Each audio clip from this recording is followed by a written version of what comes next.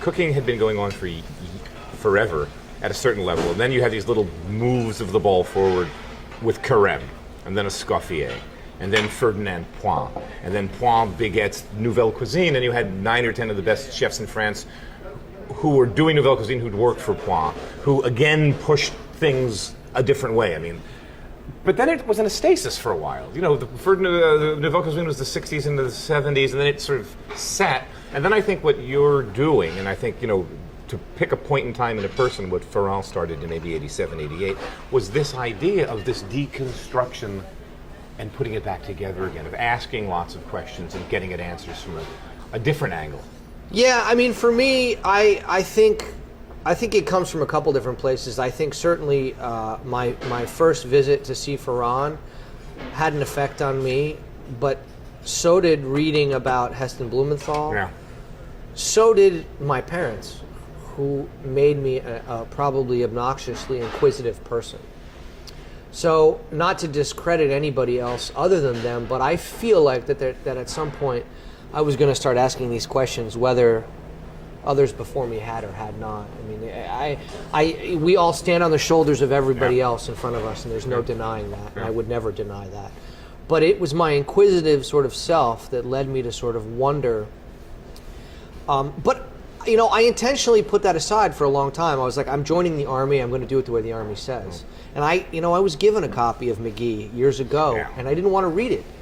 I didn't want to know. It was like, you know what? This is too clinical. This is too academic. I want to learn how to cook. I want to be able to know if a fish is done by poking it and prodding it. And I want to sniff things, and I want to hold them and handle them and tear them apart and chew them and rip them. And I want to cook.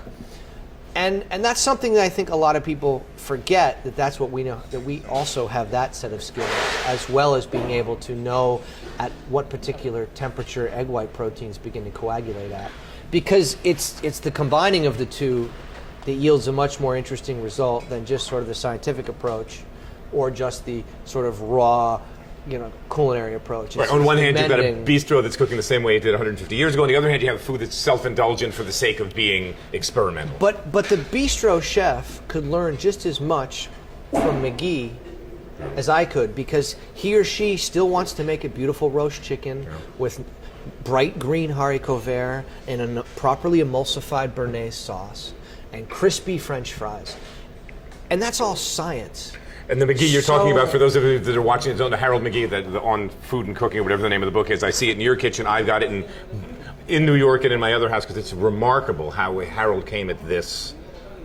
Yeah, I mean, Harold, for whatever reason, I mean, I don't know what inspired him to do this, but he basically sort of set about explaining a lot of it. Right. And, you know, his first book was tough, and it was tough to read even for me, and I intentionally put it aside for a long time. But then, you know, his new one came out. But even prior to that, I began to say, wait a minute, this is one of the places we can get these answers. That's what's interesting about, you know, all of this where we are right now. We're at a time where there's a very interesting cross-section or crossroads or intersection between the scientific community and the culinary world, and it's yielding results that are as useful to the 4-star chef wanting to do some sort of frou-frou thing as they are to the bistro chef who wants to make sure that every time he makes beautiful French fries that they're the same light, fluffy interior, crispy exterior, because cooking is a science. And so it's a useful educational approach to cooking that to me just seemed like a natural extension of whatever, 16, 17 years of formal education that I'd already gone through. When I was here earlier, did you get a delivery, a tank of liquid hydrogen using liquid nitrogen? Liquid nitrogen. Liquid nitrogen came in earlier. Talk about that, because again, I think the first guy to have done that I know of was Blumenthal. But talk a little bit about this, because this is, look, my day in the kitchen was you came in, you lit the pilot light, it was the Jurassic era. You put a pot of water on, tie your apron up, and you cooked. And we had some equipment. You know, Burr mixer was good, a fast blender, but times have moved. But you talk about that as being the Jurassic, but there was a time when a stove was an incredible luxury and completely modern. Coal was the guys I worked for. No, you waited for lightning to hit the ground and it caught on fire. A little time before that. You throw a stick at your dinner, or you waited for someone else, that, you know, an animal that caught it to finish eating it, and you scavenge it. I mean, these things, again, it's easy to poke fun of and say that they're unnecessary, they're taking the soul out of cooking. but they're just part of the evolution of technology that has always also, technology and cooking have gone hand in hand forever. Addams family or something here.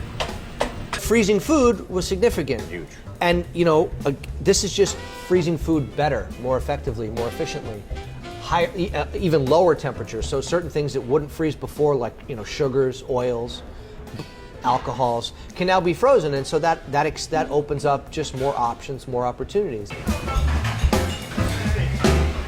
We have a pre-dessert where we take honey and we drizzle honey into liquid nitrogen and scoop it out, and it looks like frozen honey. It looks like maple syrup on snow, or sugar work. It looks like Right, the when old you pulled sugar thread, spun sugar. But it's honey and it's frozen.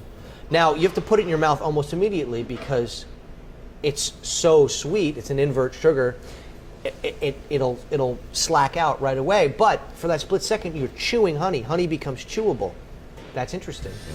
Okay. It's sizzling away in there. It's freezing up like... Foie gras. We take foie gras, which is basically like the texture of butter. We freeze blocks of terrine of foie, and then it gets so hard, it's brittle. So then we just tap it, and we smash it. And then we scatter it on the plate, and when it defrosts, it comes back to the texture of foie gras at room temperature, which is very much like soft butter.